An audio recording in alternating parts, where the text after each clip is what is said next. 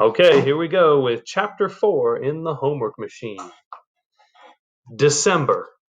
Sam Dawkins, Grade 5. So, Benton keeps asking me if I want to play chess with him. And I keep saying no because I know he'd beat the snot out of me, and I don't like losing. But I did think the game was cool, and my dad said he'd teach me how to play. He wasn't an expert or anything, but he was pretty good. So Dad says, "You want to play a game?" And I say, "Okay." And he says I could be white because white goes first and I'm a beginner. I didn't really know what to do. For my opening move, I push the pawn in front of my right knight, 2 squares forward. Dad moves the pawn in front of his king, 2 squares forward. This didn't look so hard, so I move the pawn in front of my right bishop, forward 1 square. Then Dad slides his queen diagonally, all the way to the edge of the board, and he says, "Checkmate." I say, "What?" He says, "You heard me. Checkmate." I ask him how he could checkmate me in just 2 moves, and he says, "Look at your king." So I look at my king, and he's right. My king can't go anywhere. He's stuck. 2 stinking moves, and my king was a dead man. The game was over. I say to myself, he's never going to do that to me again. And I will go ahead and let you take a look at how he got checkmated by his dad that quickly. Benton Tamagotchi, Grade 5. I never thought belts was such a big deal, the way the others did. It was just a tool to make a job easier, like a hammer or a screwdriver. It never interested me very much. What interests me? I'll tell you what interests me. Then, when a whole bunch of people all start doing the same thing at the same time for no apparent reason, that interests me. It's psychology, I guess. I found it fascinating that all the boys would suddenly come to school wearing backward baseball caps, or that all the girls would start wearing ankle bracelets or ponytails. Why? Those things have to start somewhere, right? Somebody somewhere has to be the first one to do something. I thought it would be interesting to create a fad. So I designed this software program. It was fairly simple. I took the words "wear red socks to school on Thursday" and duplicated it and inserted it randomly into documents. I guess you'd call it a virus because I sort of let it loose all over the internet and people passed it around. I didn't tell anyone at school about it. I just did it for the fun of it. Kelsey Donnelly, Grade 5. I was in a chat room one night and somebody said something about wearing red socks to school. It sounded like a cool idea and everybody said they would do it, and we'd all tell our friends to do it too. Miss Rasmussen, 5th grade teacher. Every so often we have funny hair day or silly hat day at school, but when I came in one Thursday, just about every student in the class was wearing red socks. In fact, just about every student in the whole school was wearing red socks. That was curious. I didn't recall receiving a memo about it or a flyer that was sent home in the kids' backpacks. It couldn't have been merely a coincidence. So I asked the kids why they were wearing red socks, and they said somebody sent them an email or an instant message or they read it on the internet. When I came home that night and turned on the TV news, there was a report that kids all over America had worn red socks to school. It didn't mean anything. It was just for the fun of it. There was only one student in my class who, I noticed, wasn't wearing red socks that day. It was Benton. Sam Dawkins, Grade 5. Sure, I wore red socks. Everybody did. Except for Benton. I figured of course not. Benton's out of it. He probably didn't get the word.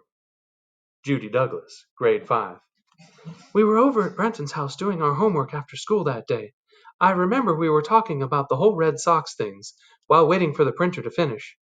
Everybody had on red socks except for Benton, so I asked him why he didn't wear red socks.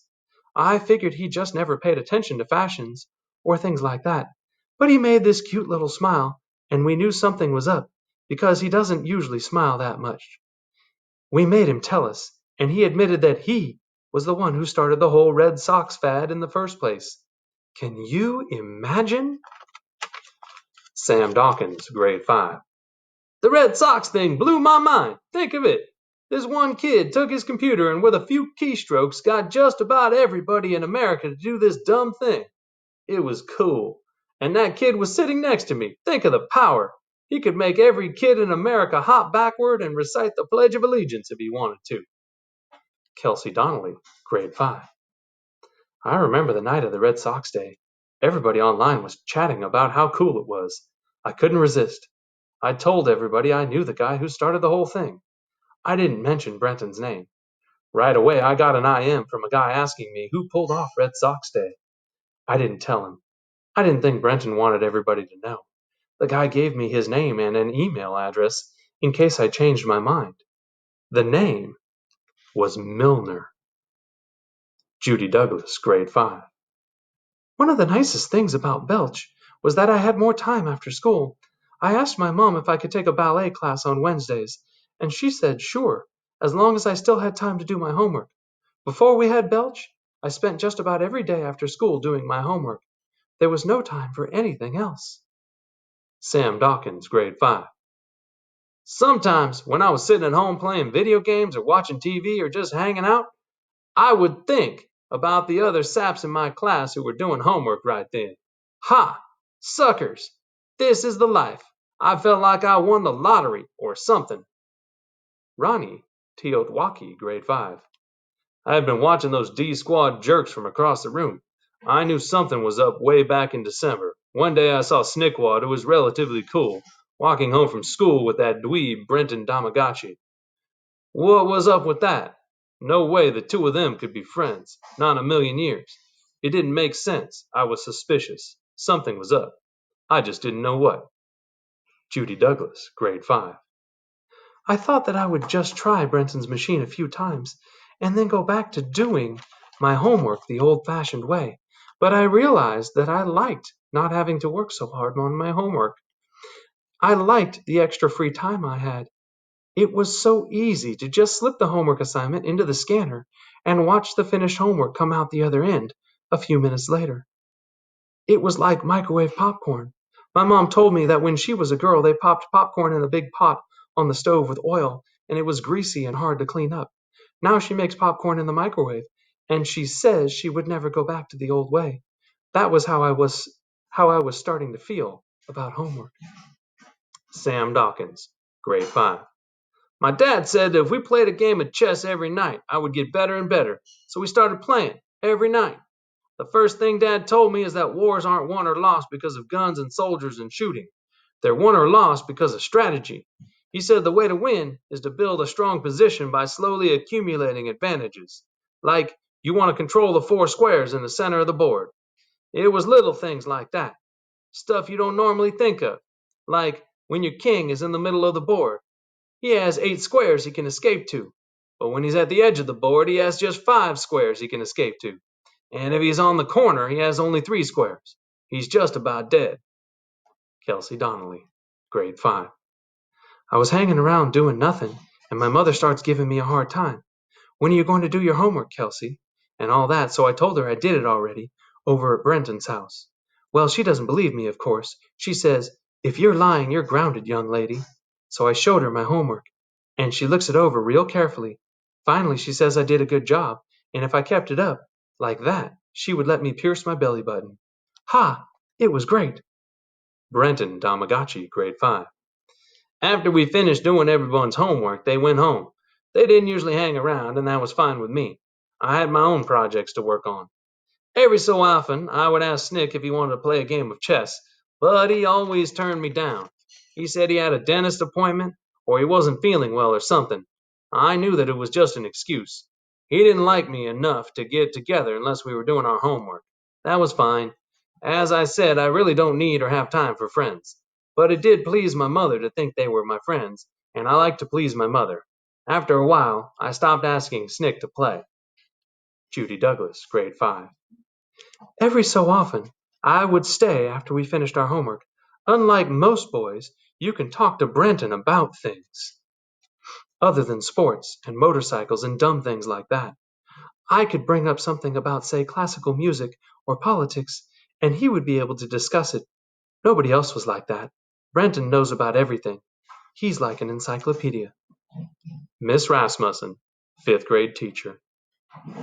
It was getting close to the holidays, and I noticed that the kids in the D Squad were doing remarkably well.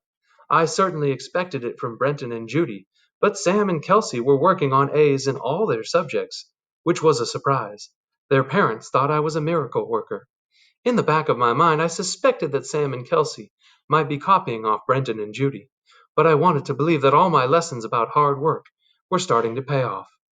Now, of course, I realize I was just fooling myself. Kelsey's mom.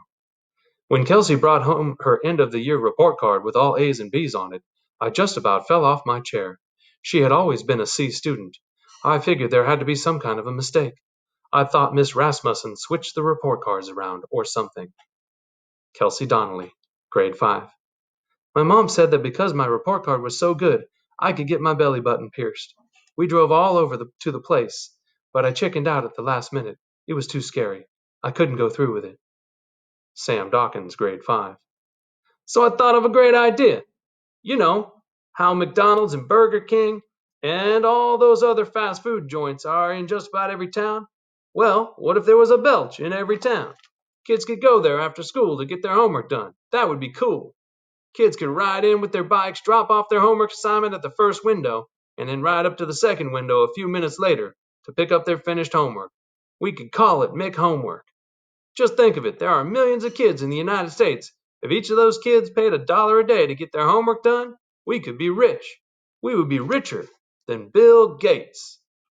And that's about halfway through the chapter. I'm going to pause there.